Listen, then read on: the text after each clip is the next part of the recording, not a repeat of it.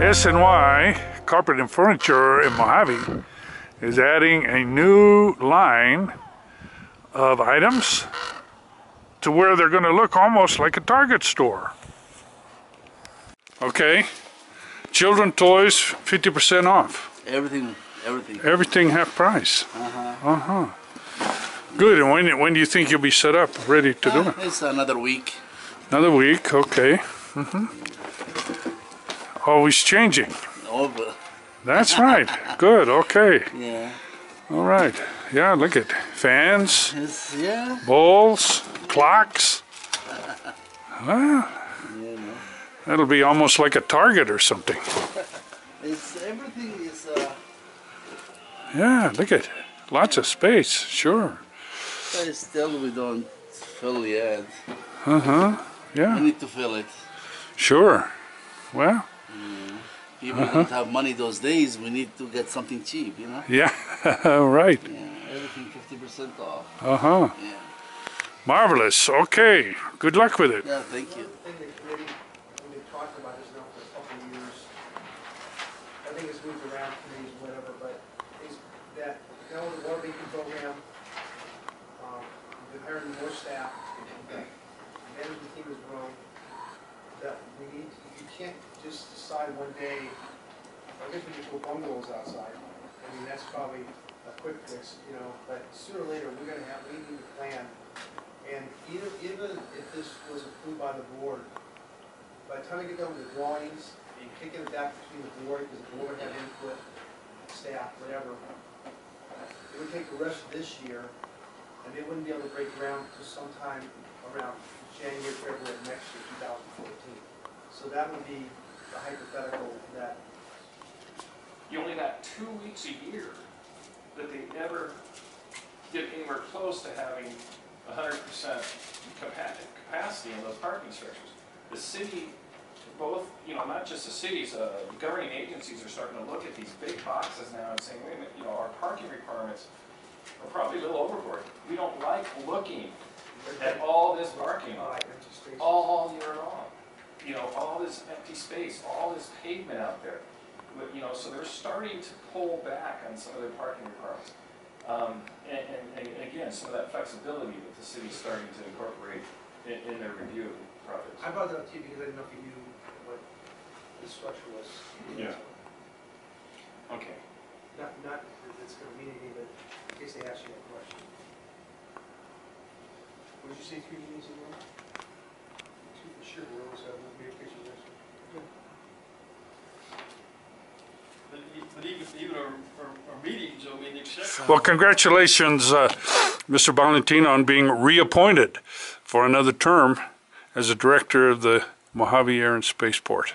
Thank you very much. I really appreciate it. And what is your vision? You've been with it a long time, and you're from here, and you have a business here. What do you think? Are there going to be major changes, or? Well, one, I want to see what we're doing continue. Major changes would be still in the same frame, more of the same. Right. And growth in the space industry. Sure. We're going to see them fly from here, I believe. And I think when that spotlight comes back to Mojave, right, you're going to see some other significant changes in the community. We have the revitalized efforts going on that are very, very strong. We have a good group of very committed people to make this work and change the town, clean it up. Right.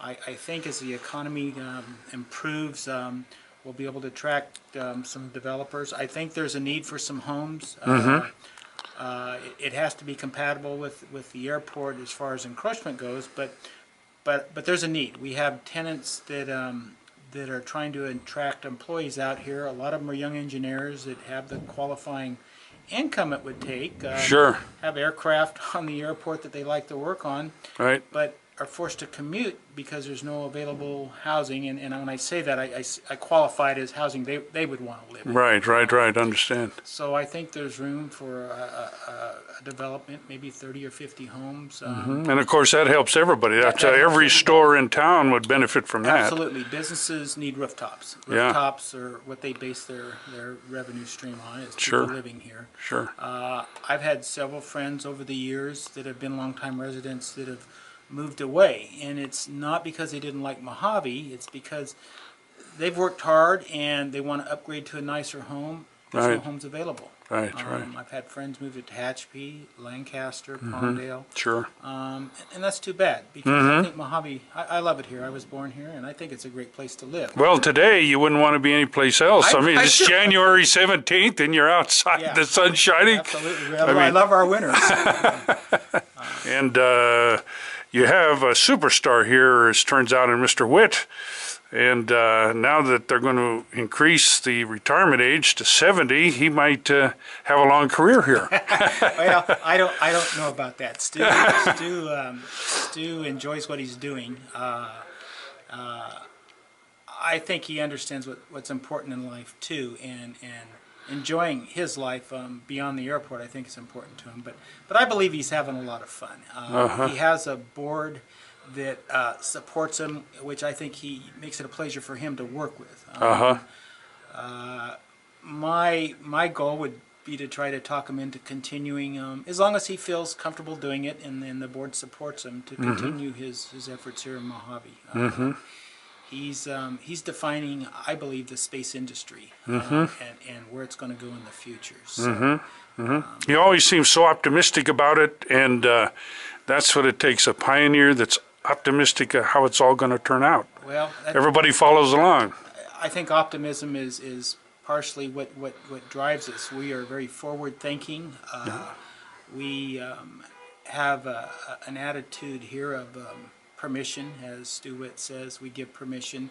Find a way to get to yes. That seems to be a big obstacle. I often think these space companies that are emerging, they focus on what they do best. Right. But there's some bureaucracy and regulations out there that they're not experts at it. Right. And I think we provide a supporting environment for those type of efforts that's attractive. It's the value added maybe that Mojave gives their tenants. So again, they can focus on what they do with support from us and in the industry to allow them to move forward with their effort and their project. Sure, and I was encouraged to hear Supervisor Scrivener say that he wants to take some of the tax revenue being generated by the renewable energy people, I think 1.5 million, and apply it in Mojave, Boron, and Rosamond.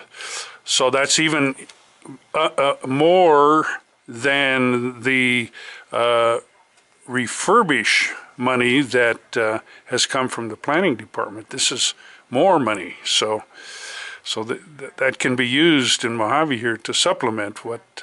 Yeah, I agree. The efforts when we first started them, being a business person, that's one of the biggest concerns. Well, how are we going to pay for this? Yeah. Where are we going to get the money? Right. Is it going to be more taxes on me? Right. Anyway, I think that's a good thing that came out of the wind turbines.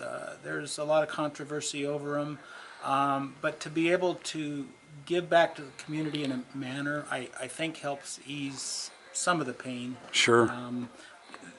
There's people that just aren't happy with them and rather they not be here. Yeah. But at least we're getting some value out of it to improve the community and to make it a better place to Sure. live, and hopefully more businesses to do business. Sure. Well, congratulations on being appointed again for another term, and look forward to more optimistic stories coming out of the spaceport. Very good. Thank you. Thank you.